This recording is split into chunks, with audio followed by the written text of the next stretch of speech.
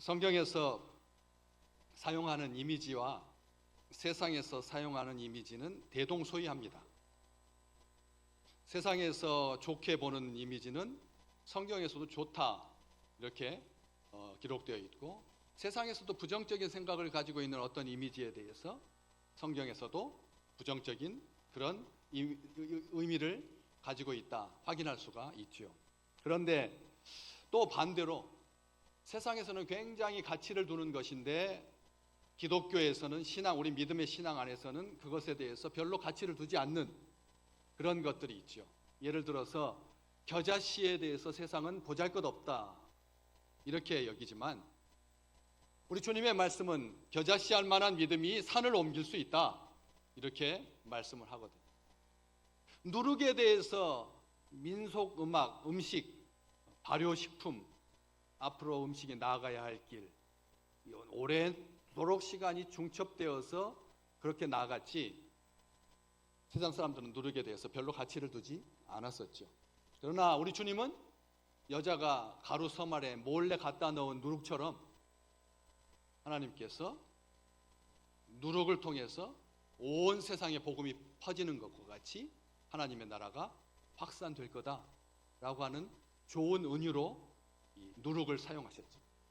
그런 것처럼 세상이 관심을 두는 것, 세상이 관심을 두지 않는 것, 성경이 그대로 따라가지 않는다라고 하는 것을 알 수가 있습니다. 오늘 노사도 요한은 오늘 말씀을 통해서 하나님은 빛이시다 이렇게 말씀을 하십니다. 하나님은 빛이시다라고 하는 말, 긍정적인 쪽으로 분명히 말했을 겁니다. 빛이 온 세상에 가득한 것처럼 하나님께서 온 세상 만물을 다스리시고 온 세상 사람들을 사랑하신다. 빛처럼 하나님께서 어둠을 물러가게 하고 그리고 생명으로 충만하게 하신다. 빛처럼 하나님께서 온 세상 가운데 하나님의 의를 이루신다. 분명히 좋은 의미일 것입니다. 여러 가지 의미 중에서 빛이 가지고 있는 강력한 속성, 이것을 하나님께 은유하는, 하나님이 빛이 아니라 근데 하나님은 빛이시다 이렇게 말을 하고 있는 것이죠. 요즘 3년 전이죠. 독일 연구진이 빛을 응축시킬 수 있는, 빛을 이렇게 압력을 가해가지고 이렇게 응축을 시킬 수 있는 그 단초를 발견했습니다. 세상 사람들이 도대체 빛이 얼마나 빠를까 해가지고 1km쯤 떨어진 데서 여기서 불을 딱 켰을 때 저쪽에서 반응하는 것을 확인하려고 했지만 도저히 인간의 시계로는 1km가 떨어져 있어도 빛이 얼마나 빠른지는 몰랐거든요. 한참 지나고 난 다음에서 지구가 1초에 7바퀴 반을 돈다라고 하는 것을 알게 되었지, 짧은 이 지구상에서 아무리 대륙 끝에서 대륙 끝에 서 있다 한들 지구가 이렇게 동그랗기 때문에 빛이 반듯하게 나가는 그 속성 때문에 빛의 속도를 확인할 수 없었던, 빛이 압력을 가하면 응축이 된다라고 하는 이 사실이 놀라운 출발점이 될 거다. 많은 사람들이 기대하고 있습니다. 빛을 같은 공간에. 빛이 여지껏 사람들이 많이 연구를 했습니다. 이게 진짜로 입자인가? 빛이 파동인가? 빛이 입자인가? 빛이 파동인가? 물질인가? 고민 아직까지도 정리가 안 됐습니다. 그런데 3년 전에 빛을 응축시킬 수 있다라고 하는 그 가능성이 열리면서 빛에 대해서 많이 생각하게 되었죠. 빛이 응축될 수 있다라고 하는 말은 쪼개고 들어가서 정말 작은, 현미경으로도 감당할 수 없는 자그마한 공간에 들어가 보면 빛이 겹칠 수 있다는 말입니다. 빛이 겹칠 수 있다는 거죠. 들어가가지고 둘이 섞일 수 없는 작은 것이 있고, 둘이 중복이 되는 작은 것이 있는데 빛이 중복이 되는 가능성이 있다. 압력을 가하면. 그걸 연구하려고 나라들마다 사활을 걸고 진행하고 있습니다. 왜?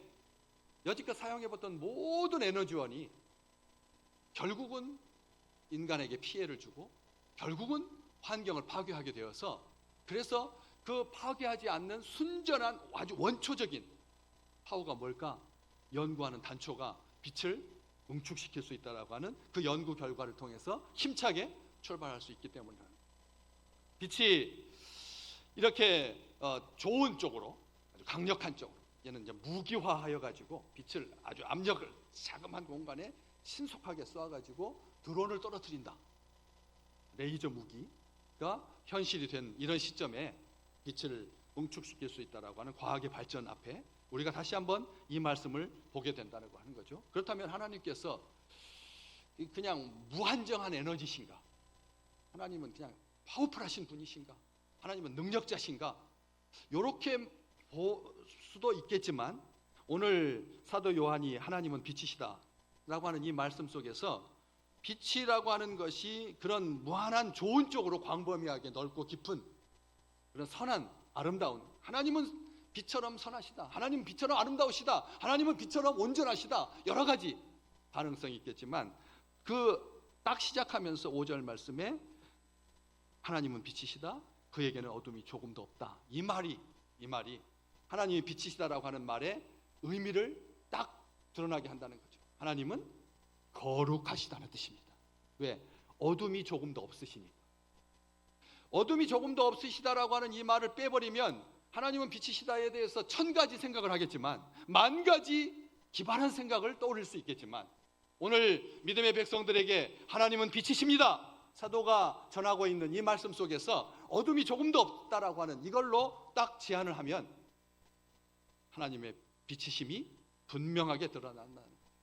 하나님은 어둠이 없으시다, 악이 없으시다, 죽음이 없으시다, 영원하시다, 온전하시다, 완전하시다, 전혀 없으시다. 이 조금도 없다라고 하는, 빛이 조금도 없다라고 하는 말이 그러면 요만큼은 있다라고 하는 말이 아닙니다.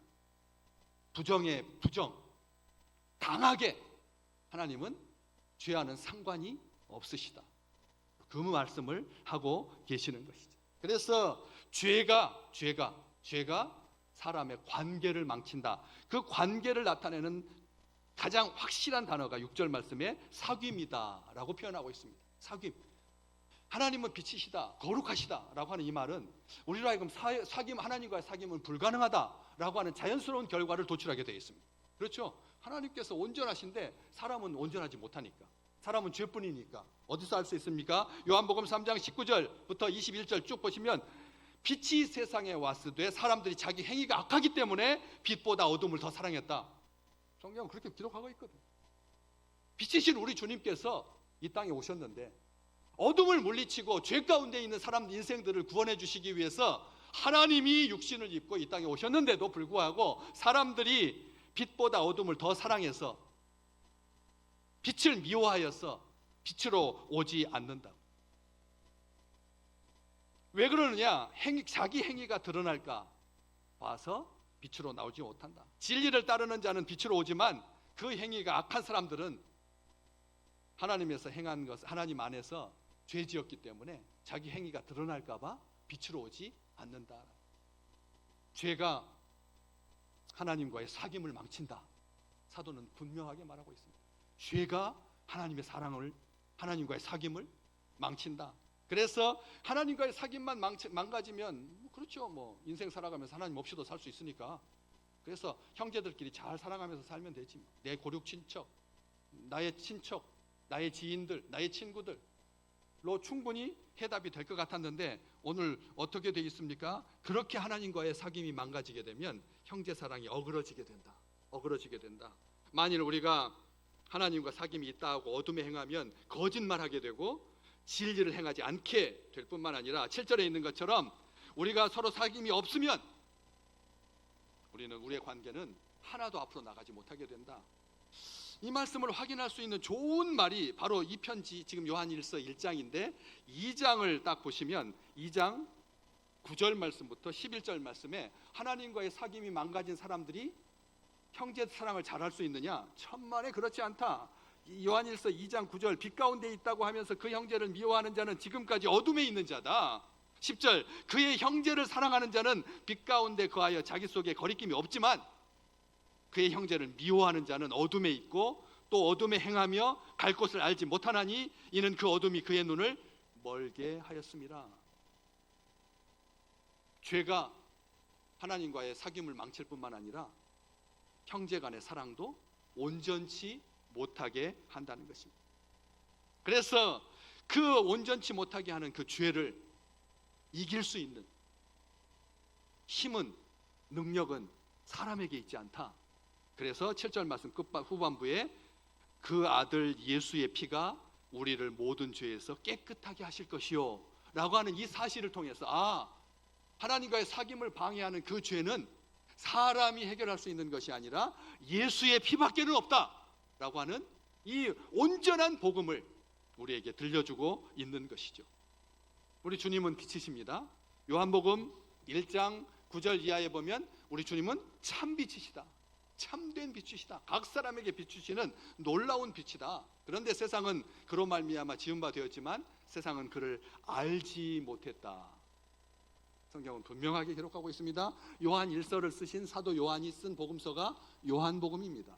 요한복음, 요한 1서, 요한 2서, 요한 3서, 그리고 요한계시록까지 정말 독수리처럼 태양을 똑바로 바라볼 수 있도록 하나님께서 귀한 사도를 통해서 말씀을 주셨는데, 죄를 해결할 수 있는 방법은 하나도 없다. 죄가 해결 안 되면 빛이신 하나님 앞에 우리의 사귐은 불가능하다. 이것을 분명하게 말하고 있는 것이죠. 요한복음 1장 9절에서 10절에 하나님께서 우리 주님이 참 빛이라고 하셨는데, 그 앞쪽 부분에 4절에서부터 5절 말씀에 보면 우리 주님 안에 생명이 있다 이렇게 말하고 있습니다. 빛은 생명이다 라고 하는 것, 직접적인 이퀄 관계, 등식 관계인데, 우리 주님 안에 생명이 있다. 이 생명은 사람들의 빛이다, 사람들의 빛이다 말씀하십니다. 그런데 빛이 어둠에 비쳤지만 어둠이 깨닫지 못했다. 요한복음에서 사도 요한은 그렇게 기록하고 있습니다. 빛이 어둠에 비쳤는데 어둠이 빛을 깨닫지 못했다 해서, 그렇다면 어둠이 빛을 깨달을 수도 있고, 어둠이 지식인가? 어둠이 신인가? 어둠이 놀라운 힘인가? 어둠이 깨닫지 못했다고 어둠이 인격인가? 이렇게 반문하게 되거든요. 그런데 그래서 어둠이 빛이 왔지만 어둠을 깨닫지 못했다라고 하는 그 말에 대한 각주가 요한복음 1장 4절 밑에 써져 있습니다. 뭐라고 되어 있느냐면 어둠이 이기지 못하더라 이렇게 되어 있습니다. 아멘. 어둠이, 죄가 하나님의 사랑을, 하나님의 빛을, 하나님의 거룩하심을 이길 수가 없다라는 것이죠. 예수의 피가 어둠에 지지 않는다. 예수의 보혈이 죄에게 지지 않는다. 예수님의 능력이 우리를 살린다. 지금 그 7절 말씀의 결론이 그 말씀이다라고 하는 것이죠. 우리 주님은 7절 말씀에 보니까 그가 빛 가운데 계신 것 같이 우리 주님은 빛 가운데 계십니다. 우리 주님은 빛 가운데 있다라고 하는 말은 빛 중에 빛이라는 뜻입니다. 빛 한가운데 계신다라고 하는 말은 우리 주님께서 빛 중에 빛이다, 죄가 전혀 없으시다는 뜻이죠. 우리 주님은 죄가 전혀 없으십니다. 그래서 참빛이십니다. 생명의 빛이십니다. 참빛인데 우리를 죽이는 빛이라면, 참빛인데 우리를 망하게 하는 빛이라면, 햇빛은 참 아름답고 따뜻합니다. 그래서 겨울을 물러가게 하죠. 그런데 그렇다고 해서 빛 가운데 한참 있으면 어떻게 되나요? 피부에 다 트러블이 생깁니다. 피부에 심각한 상해를 입을 수 있습니다. 적당히 해야지 빛이 좋다고 하여서 빛에 너무 가까이 가면 타 죽게 되어 있습니다. 멀면 얼어 죽고. 우리에게 이 빛이라고 하는 것이 그냥 마냥 좋은 게 아니라는 것이죠. 참 빛이신 우리 주님, 세상의 빛이고 생명의 빛이시지만 우리 주님으로 말미암아서 구원을 얻는 자들에게는 그 빛이 행복이고 구원이고 능력이고 삶이지만, 생명이지만, 생명을 얻지 못하는 자들에게는 예수님의 빛은 심판인 것입니다. 그렇기 때문에 이 생명의 빛, 주님께서 빛 가운데 계시는데 빛이신 주님을 따르는 자는 어둠에 다니지 않는다, 생명의 빛을 얻는다. 요한복음 8장 12절에 기록되어 있습니다. 주님을 따라다니는 사람, 참 빛이신 예수님 안에 거하는 사람은 어둠에 다니지 아니하고 생명의 빛을 얻는다. 그래서 빛이라고 하는 것과 생명의 빛이 같이 똑같은 말로 사용되고 있는 것을 볼 수가 있다라고 하는 것이죠. 욥기 33장 30절에 보면 이 엘리후가 욥에게 한 말이거든요. 그들의 영혼을 구덩이에서 이끌어서 생명의 빛을 비추려고 하신다. 벌써 이 사도 요한이 사용하고 있는 생명의 빛이라고 하는 이 개념이 구약 성경에 온전하게 기록되어 있죠. 그래서 시편 22편 20절에서 다윗은 하나님께 이렇게 기도합니다. 내 생명을 칼에서 건져 주십시오. 내 유일한 것을 개의 세력에서부터 구하여 주시옵소서. 이 개, 유일한 것, 이 유일한 것에 각주가 또 붙어 있어요. 밑에 보면 생명이라고 되어 있습니다. 다시 말하면 생명의 빛을 비추시게 하려고 하나님께서 우리의 영혼을 구덩이에서 끌어내주셨다, 구원해 주셨다. 다윗은 내 생명을 칼에서 건져 주시고 내 생명을 개에게서 건져 주십시오. 죄로부터 건져 주십시오. 예수님만이 우리를 개에게서, 사나운 개에게서, 삼키려고 하는 사탄 마귀의 그 권세에서 우리를 구원해 주신다라고 기도하고 있는 것이죠. 우리 주님께서 요한복음 6장 63절에서 살리는 것은 영이다, 육은 무익하다라고 말씀하시면서 독특한 말씀을 하셨습니다. 제가 빨간색으로 표시를 해놨죠. 내가 너희에게 이른 말이, 내가 너희에게 해주는 말이, 너희와 약속한 말이, 우리 주님의 말씀이, 계시의 말씀이, 성경에 기록된 말씀이 뭐라고요? 영이요 생명입니다. 아멘. 하나님의 말씀이, 우리 주님의 말씀이 성령이시라는 거예요. 오늘 우리 믿음의 백성들에게 생명의 빛 가운데 행하게 하시려고 우리로 하여금 하나님의 말씀을 주셨다는 거죠. 주님의 말씀을 듣게 하신다는 것입니다. 주님께서 하신 말씀이 영이다. 주의 종들을 세우셔서 우리로 하여금 한국어로 하나님의 말씀, 생명의 말씀, 빛이신 말씀 듣게 하셔서 우리로 하여금 살리는 영. 그래서 영이요 생명이다. 이렇게 원래는 제가 이게 영생이라고 하는 것을 강조하기 위해서 생명의 명자는 하얀색으로 칠하려고 그랬어요. 그런데 그냥 주님의 말씀 그대로, 그래서 첫 자만 따서 내가 너희에게 이른 말, 이것이 영생이다, 영이요 생명이다, 영원한 생명이다, 이렇게 표시를 했습니다. 다시 말하면 하나님께서 사도들을 통해서 주신 말씀이 우리 신앙의 토대가 되어야 된다는 거예요. 오늘 주님께서 빛이시다, 하나님은 빛이시다 라고 하는 그 말 앞에 시작하면서 5절 초반부에 어떻게 쓰고 있습니까? 우리가 그에게서 듣고, 우리 주님에게서 듣고, 우리 주님께서 이르신 말씀을, 그래서 내가 이른 말이 너희에게 영이요 생명이다 라고 말씀하셨던 것처럼 주님께서 해주신 그 말씀을 제자들, 사도들이 듣고 결국 우리가 그에게서 듣고 너희에게 전하는 소식은 이것이다, 이렇게 말씀하고 계십니다. 다시 말하면 우리 빛이신 우리 주님, 말씀에 기록된 대로, 성경 말씀에 오늘 들려주신 영으로 우리와 함께 계시는 주님께서 우리로 하여금 생명의 빛 가운데 행하게 하시는 이 능력이 사도들을 통해서 보여주신 그 증거, 기록된 말씀, 선포된 말씀을 통해서 우리에게 주셨다라고 하는 거예요. 그래서 신학적인 용어로 이 표현을 사도적 증거라고 하는 겁니다. 새해를 시작하고 두 번째 달을 맞으면서 우리는 우리의 신앙과 경험을 기발한 생각에 두지 마시라는 거예요. 신비한 체험에 두지 말라는 거예요. 기막힌 해석 위에 두지 말라는 거예요. 우리가 많이 주님의 음성을 듣습니다. 주님께서 이르신 말씀을 성경을 통해서, 주의 종들을 통해서 기도하고 묵상하다가, 내가 읽다가 하나님의 음성을 듣지요. 그 말씀을 듣는데 말씀에 토대해야 되지 기발한 생각의 토대에서는 안 된다라고 하는 것을 알 수가 있는 것이죠. 그래서 이 2절 말씀에 잠깐 볼까요? 오늘 우리가 5절부터 7절이 본문인데 2절부터, 원래 1절부터 쭉 다 본문 내용이지만 2절 말씀에 보면 이 생명이 나타내신 바 된지라, 이 영원한 생명을 우리가 보았고 증언하여 너희에게 전한다. 이는 아버지와 함께 계시다가 우리에게 나타내신 바 된 이시다. 예수 그리스도가 어떤 분이신지, 이 생명이 나타내신 바 되었다.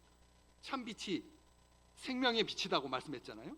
그래서 이 생명이 나타내신 바 되었다. 이 영원한 생명, 그래서 영생인 거죠. 영원한 생명을 우리가 보았고 증거하여 너희에게 전한다.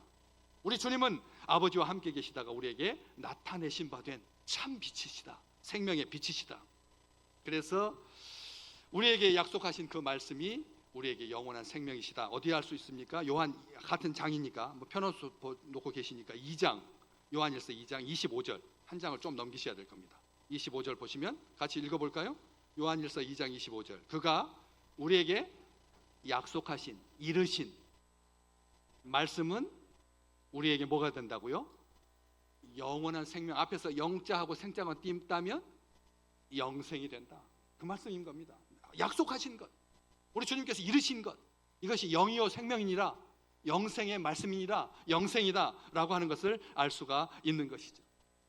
요한은 이 편지를 쓰는 목적을 분명하게 하고 있습니다. 이러한 확신과 이러한 기쁨이 충만하기를 원해서 요한일서 편지를 쓰는 거예요. 하나님은 빛이시다, 어둠이 조금도 없으시다, 우리와 사귀시는 분이시다, 우리를 기뻐하신다, 우리 하나님은 완전하시다. 그렇지만 죄가 하나님과의 이 완전한 사귐을 방해한다. 예수의 피로만 해결될 수 있다. 지금 그 말씀을 하고 계시는 거죠. 기쁨이라고 하는 것은 사귐을 통해서 나타나게 되어 있습니다. 기쁨은 사귐을 통해서 나타납니다. 제가 말씀 늘 드리지만 나 혼자 180살까지 살면 행복한 게 아니라고요. 행복한 게 아니라니까요.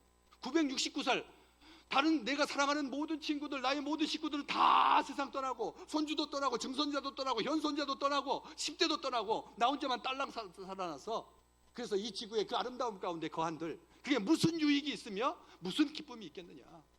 그래서 기쁨이라고 하는 건 현재적인 겁니다. 지금 내 곁에 주신 이 시간과 내 옆에 있는 사람, 이것이 행복이다라고 하는 것이죠. 그래서 기쁨은 사귐으로부터 났는데, 사귐이라고 하는 것은 믿는 자의 사귐도 분명히 포함합니다. 형제 사랑을 분명히 전제합니다. 요한은 그것을 구별하지 않습니다. 하나님과의 사귐, 그 아들과의 사귐, 성령으로, 말씀으로 우리가 주의 임재 가운데 있고, 그리고 형제들끼리 형제에게 사랑하는 것, 이것이 주 안에서 사랑하는 거다라고 하는 것을 말씀하고 있는 것이죠. 이 땅에 하나님의 백성이 누리는 사귐이 영원한 생명이다.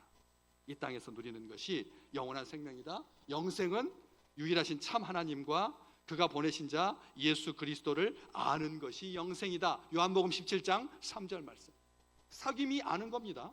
아는 것이 영생이다라고 하는 것이죠.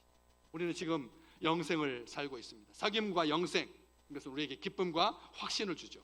사귐은 이러한 놀라운 빛 가운데 거하는 주의 백성들, 하나님과의 사귐은 정욕 때문에 세상에서 썩어질 것을 피하게 만들어주죠. 하나님과의 사귐이 있는 사람은, 형제 믿음의 식구들과 깊이 사귐이 있는 사람은 세상의 정욕 때문에 썩어질 것을 피할 수 있다는 거예요. 그리고 신성한 성품에 참여하는 자가 될 수가 있다. 베드로후서 1장 4절 말씀. 신성한 성품에 참여할 수 있게 된다. 하나님과의 사귐이 있는 자, 하나님을 닮은 자, 예수를 닮은 자, 진정 하나님을 아는 자 지식으로 우리를 충만케 해주셔서 우리를 변화시키는 힘은 하나님은 빛이시다 라고 하는 말이죠. 하나님은 빛이십니다. 죄와 상관이 없으신 분이십니다. 진리이십니다. 길이십니다. 생명이십니다. 어둠이 조금도 없으십니다. 거짓이 조금도 없으십니다. 미움이 조금도 없으십니다. 죄와 악과 불의가 없으십니다. 영원하신 하나님. 그래서 다윗은 그 빛이신 하나님을 나의 빛, 나의 구원이십니다, 이렇게 고백하고 있죠. 나의 빛, 나의 구원이십니다. 하나님께서 치료의 광선을 발하셔서 우리 믿음의 백성들을 온전하게 강건케 하실 줄로 믿습니다. 빛은 죄와 상관없게 만드니까, 죄를 떠나게 하니까, 죄를 미워하게 하니까 우리로 하여금 강건케 하죠. 우리의 건강을 회복시키는 분은 빛이신 하나님이신 줄로 믿습니다.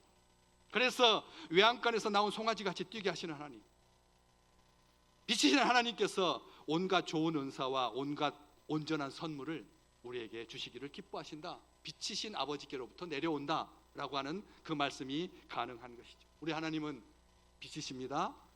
변함도 없으시고 회전하는 그림자도 없으십니다. 그런데 우리 주님도 참빛, 생명의 빛이신데 친히 자기에 대해서 말씀하시기를, 요한복음 1장의 참빛, 세상의 빛이라고 하는 말은 요한이 예수님을 그렇게 표현한 거고, 예수님께서 직접 자기를 빛과 관련하여서 이런 표현 말씀을 하셨죠. 요한복음 8장 12절에 나는 세상의 빛이다. 우리 주님께서 말씀하셨습니다. 세상의 빛이라고. 세상의 빛이라고. 그래서 나를 따르는 자는 어둠에 다니지 않는다. 생명의 빛을 얻게 된다 라고 말씀해 주셨습니다. 분명히 기록되어 있습니다. 그런데 9장 5절 말씀, 요한복음 9장 5절 말씀에 보면 이런 표현이 나옵니다. 같이 읽어볼까요? 언제까지만 우리 주님이 세상의 빛이라고요? 예수님이 세상에 있는 동안, 예수님이 육신을 입고 세상에 있는 동안에는 빛이다. 그 다음에 빛은 누구라고요? 너희가 빛이다. 마태복음 5장 14절. 나를 믿는 너희가 세상의 빛이라고 말씀합니다. 나를 믿는 너희가 세상의 빛이다. 여러분, 우리는 세상의 빛입니다. 우리가 너희가 세상의 빛이 되어라 하지 않습니다. 그것은 기복주의고 그것은 종교입니다. 한 번도 우리 주님은 우리에게 세상의 빛이 되어라 하신 적 없습니다. 너희는 세상의 빛이라고 하셨지, 너희는 세상의 소금이 되어라 라고 말씀하신 적 없습니다. 제가 말씀을 전할 때마다 힘주어서 외쳤습니다. 너희는 세상의 빛이 되는 게 아닙니다. 소금이 되는 게 아닙니다. 모든 종교가 다 세상의 소금이 되려고 하고 세상의 빛이 되려고 하죠. 그럼 세상의 종교와 우리하고 하나도 다를 게 없습니다. 우리는 혼돈합니다. 자꾸 세상의 빛이 되어야지, 소금이 되어야지. 많은 목회자들이 강대상에서 그것을 가리지 아니하고 그냥 선포합니다. 우리 주님은 그렇게 말씀하셨지 않습니다. 우리는 연약합니다. 볼품도 없습니다. 그런데 하나님은 빛이시고 우리 주님은 참 빛이고 세상의 빛이신데 우리 보고 빛이라고 하시니까 여간 부담스럽지 아니하죠. 교회학교 선생님이 제자들에게 10,000원씩을 주시면서 이 우리 교회에 있는 기도실을 꽉 채울 수 있는 물건들을 한번 사와라 이렇게 나눠주셨습니다. 그런데 제자들이, 어린 초등학교 아이들이 기도실을 가득 채울 수 있는, 자기들이 생각에는 10,000원은 큰 돈이지만 기도실을 채울 만큼의 많은 것을 10,000원짜리를 아무리 사온다고 한들 채울 수가 없었습니다. 그렇지 않겠습니까? 그냥 그렇다면 뻥튀기를 사온다면 모를까, 뻥튀기를 10,000원어치씩 10명이서 사온다면 그래도 기도실이 차지 않는 거예요. 싼 것으로 채우려고 해도 안 싸고, 더구나 비싼 것은 더더욱 못 채우고. 그런데 평상시 늘 조용히 있고 그리고 좀 둔하다라고 평가를 받던 한 친구가 기도실 불을 탁 끄더니 자기가 사온 양초에다가 불을 붙여서 기도실에 켜놓으니까 어떻게 됐을까요? 기도실이 빛으로 꽉 찼습니다. 우리는 보잘것없죠.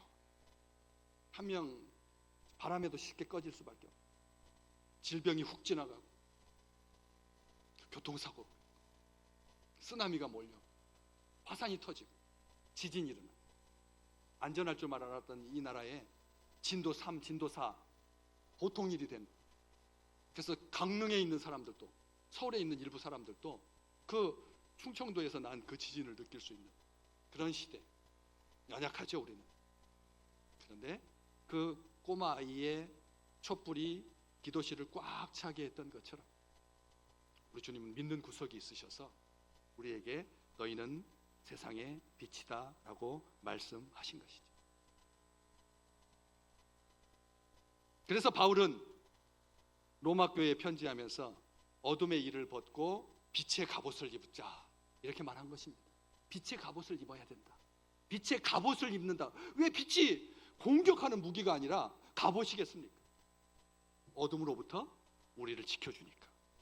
어둠으로부터 우리를 지켜주시니까 빛의 갑옷을 입자. 나처럼 단정히 행하고 방탕하거나 술 취하지 말고 음란하거나 호색하지 말고. 나쁜 사람이에요. 33살 그 사람. 자, 200명의 미성년자가 70%, 60%랬는데 해가지고 그냥 그 음란한 동영상을 찍어가지고, 그러니까 너 말 안 들으면 이거 터트려가지고 해가지고 인신을 구속하고, 자기를 목사라고, 예수도 안 믿으면서 자기 목사, 자기 밑에 있는 사람은 집사.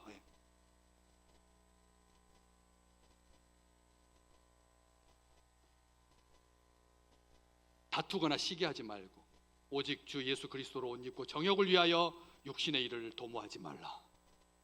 우리는 빛된 사람이라. 예수의 빛으로 갑옷을 삼지 않으면 악에게 유린될 수밖에 없는 연약한 존재라고 하는 것이죠. 그러면서 데살로니가 전서 5장 5절 말씀, 너희는 다 빛의 아들이고 낮의 아들이라. 우리는 밤이나 어둠에 속하지 않은 자들이다 말하고 있습니다. 베드로는 너희는 택하신 족속이고 왕같은 제사장들이고 거룩한 나라다. 그의 소유된 백성이다. 너희를 어두운 데서 불러내어서 우리 주님의 기이한 빛 가운데로 행하게 하신, 들어가게 하신, 이는 하나님은 미쁘신 분이다. 그 빛이신 하나님을, 아름다운 덕을 온 세상에 선포하라.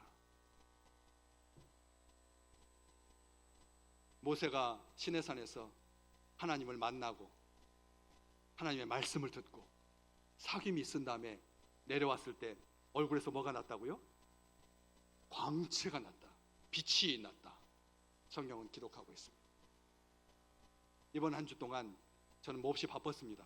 그래서 설교 준비, 주중에는 이렇게 열심히 설교 준비해야 되는데 그래서 앞쪽에서 좀 사람들을 만나고 하는데 뒷부분에 집중할 수 있도록. 근데 중간까지도, 목요일까지도 계속 큰 행사에 참여해야 됐습니다. 거기에 오신 목사님이 이 똑같은 분이셨어요. 똑같은 화요일 날도 그 목사님, 목요일 날도 그 목사님.